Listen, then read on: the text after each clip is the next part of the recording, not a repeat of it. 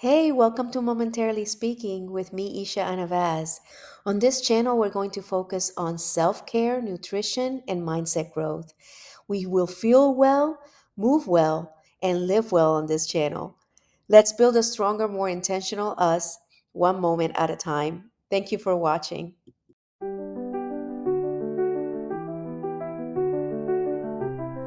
Hey friends, so today I want to cook for you. It's currently 4:49. I just finished work. I've been working from home today. And one of the things that has really helped me through my weight loss journey is having an understanding of simplifying my food preparation. And a lot of times I basically eat the same thing for the most part. I marinate my chicken in the morning, and then by the afternoon, if you see here, I put some thighs together. It's very like I do the same thing all the time. So here I've got thighs, there's lemon juice in here, there's salt and pepper, and there's seasoning to your liking. And then I added extra virgin olive oil. So I've simplified the way that I prepare things. In the morning, I pretty much eat the same thing. It's yogurt and blueberries and eggs, boiled eggs for the most part. It is not as hard as we make it seem. And maybe it's not us who make it seem hard. Maybe it's just society itself, selling this idea that eating healthy is expensive and that eating healthy is really hard. And it's really not if you start just planning it out. So I began to plan out my meals to the point where I cook here and there. And, when I started on this journey, I really wasn't into cooking. I was actually ordering pre-made meals. I realized that for me, I needed to start eating whole foods and foods that I was preparing because I have a goal, and my goal is to be metabolically healthy.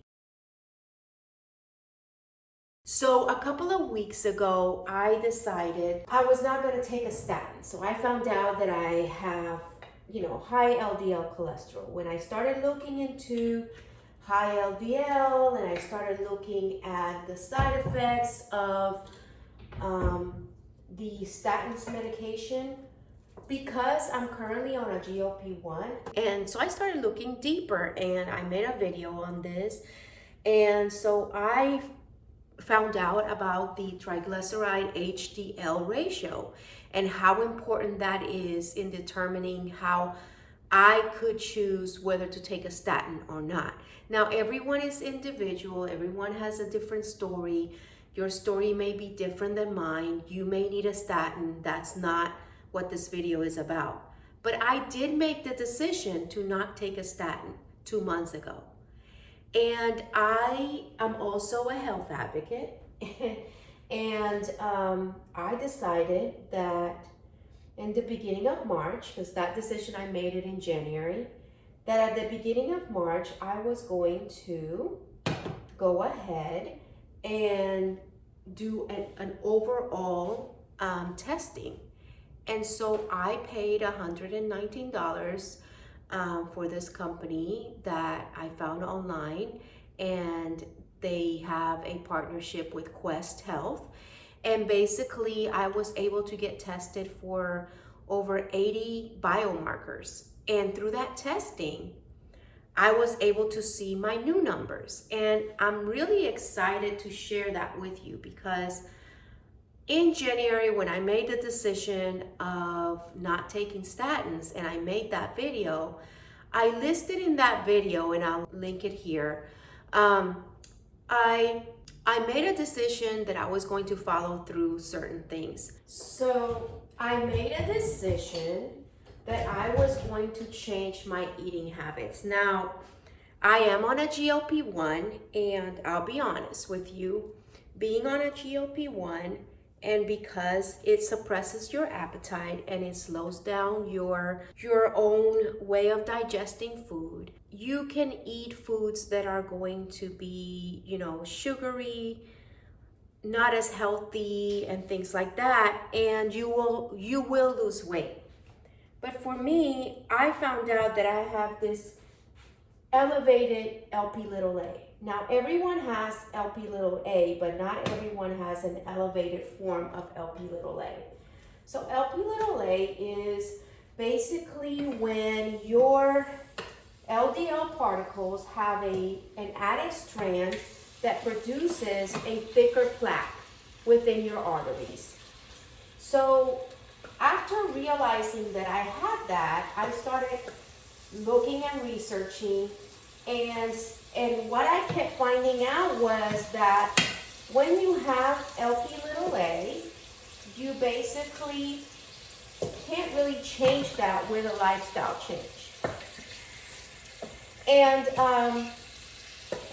I didn't really pay much attention to that because I am a rebel at heart. I don't believe in saying that you can't do something. I'm going to wash my hands. I'll be right back.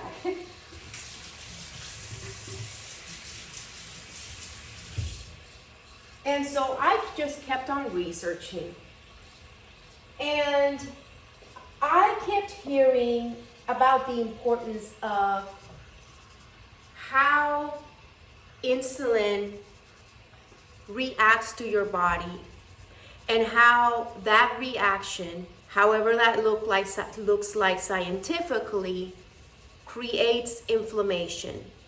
It also creates a message that goes through your body of storing fat rather than burning fat. So when I started studying that, and I started realizing that I really do have to take care of what I'm putting inside my body, I began to make a list of the things that I needed to change. And I've never been a drinking juice type of person, but I was into protein bars. I'm still I still have certain little snacks, and I'll show you right here. So I sometimes, especially before my menstrual cycle, I have like the urge of having some type of sweets. So I have these kinds of keto little bites, and this one is Atkins peanut butter cup.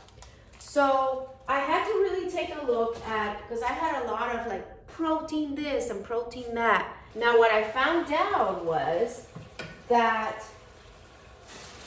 as you study what's best for you when it comes to food, I started realizing from my, our ancestral DNA that food basically is a medicine. So since food is medicine, it is extremely important to know that what am I putting in my body that is actually healing my body. Now, this is not something that everyone does. I basically decided to do this on my own. I'm not saying that you need to do it, but I did want to make a video giving you the before and after of after 2 months of basically eating whole foods and making sure that I limit processed foods and added sugars. I wanted you to see the difference in my numbers. And this is just 2 months of me doing this. So what it's showing me is that there is hope for me as I go, and do this for another 90 days and so forth.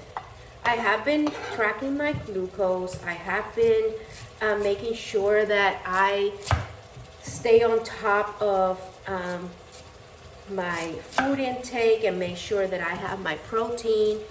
I've been doing strength training and walking. But at the beginning of my journey, I wasn't really looking at what I was eating because it just wasn't part of what, the nature of taking a GLP-1 sometimes is just people eat what they've been eating for the longest time, and that's what they stick to. And that's fine. For for other people. But for me, because I found out that I had an elevated LP little a, I wanted to take an anecdotal review of myself. And after 2 months, you guys, I have lowered my LP little a, my elevated LP little a,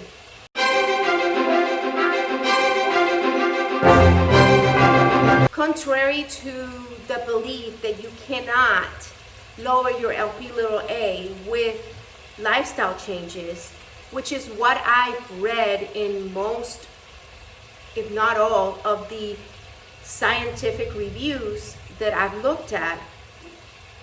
I just realized that, you know, it may be like that for other people, but for me, I want to share that with you, because sometimes we may not have the ability to see face to face of what we're really doing. Is it really making a difference? And it is.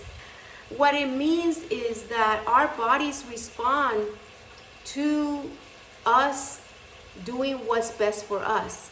There are people in this channel, in this community, that are diabetics. There are people that have other issues that I don't have. And for them, it looks different. But what I want to say through what I'm figuring out for myself is have an open mind about what could be. This is just my opinion, but I really feel for the doctors of today. I really feel like they are pharmaceutical assistants. And a lot of the things that I'm finding out that we're sharing in this channel, that we're communicating about in regards to living well and fueling well and moving well, a lot of the things that I'm finding out on my own. I'm finding out because I am going out and advocating for myself. And it's really sad when you think about it that for so many years this information has been out there. The information of, hey, if you eat whole foods and don't get addicted to processed foods, you're gonna be all right. You know, you're gonna be all right. If it's ruining the inside of your body, is it really worth it? To me, it's not. But I also don't have any judgment, because who doesn't want to have, you know, a pizza, you know, once a week, or 2 or 3 slices? I mean, you know, I'm not gonna, if I go to New York, I'm not gonna say no to a slice of pizza. But now, because I know what I know, I'm only gonna have 1 slice of pizza. I'm not gonna have 3 slices of pizza because of what I know that's going on in my body. So all this to say to you that if you find yourself confused, it's because you yourself are just trying to figure it out. And you can start with the food. You can start with just moving around. Right now, you know, just cooking, you'll get at least 700 steps on just cooking, back and forth, you know, between doing dishes and cooking. I'm almost done with my potatoes.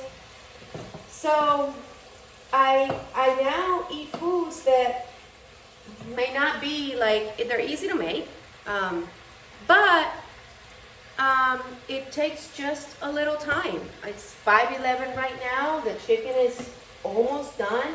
The potatoes are gonna take another, let me put this high over here. Potatoes are gonna take another 10 minutes. By that time, I'll cut an apple. So my plate is gonna look today, it's gonna have sweet potatoes. It's going to have a chicken, 2 of these chicken, actually I'm gonna have 2 of these chicken, and the rest I'm gonna put for tomorrow for lunch. 2 chicken thighs, and then an apple slice. Now if later on I get an antojo, in Spanish we call it antojo, of having something sweet, well, that's fine. What I'm gonna do is I'm gonna get my yogurt and my blueberries. And that's basically what I've been doing. It's the same thing over and over. But is it hard? No, it's not hard to cook chicken thighs. It's not hard to cook potatoes. What is hard is the decision that we have to make on a daily basis and choose us. That's what's hard. Because when we go outside, out that door, we face more antojos. And antojos meaning food noise. And like, oh, you see something and you're like, oh yeah, I'm hungry, I want that. But if you fill yourself with protein and you have a balance between the good carbs and the good oils and the protein and the fruits, when you go out there, that the food noise is not going to be as strong. Now, it's going to take some time. For me, I was almost 200 pounds. So my journey may be different than someone who maybe is 280 pounds, right? And their antojos, their food noise is different than mine.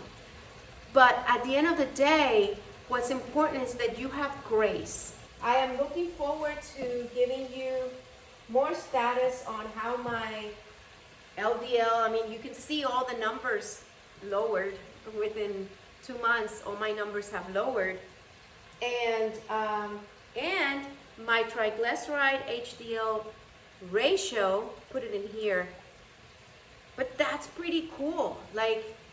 So yeah, I'm not going to have any statins. I will continue to monitor because that's what's important. Monitor your health. Don't just make a decision. I'm not taking any statins and then you don't monitor your health. You gotta monitor your health. You gotta make sure that you know what you're doing and how you're going to go about it. It's really about planning. It's really about being strategic. Because when you're strategic and you plan things out, better things will come your way. That's in anything in life. Because life is not perfect. Life is just not perfect. And you're never going to have, the Instagram-worthy type of stories and things like that. At some point, something's going to hit you. And are you going to be ready for it? Absolutely yes. Because you're strong, because you're awesome, because God is with you. I love you. And just remember, however life looks like for you right now, you can always start today. Bye.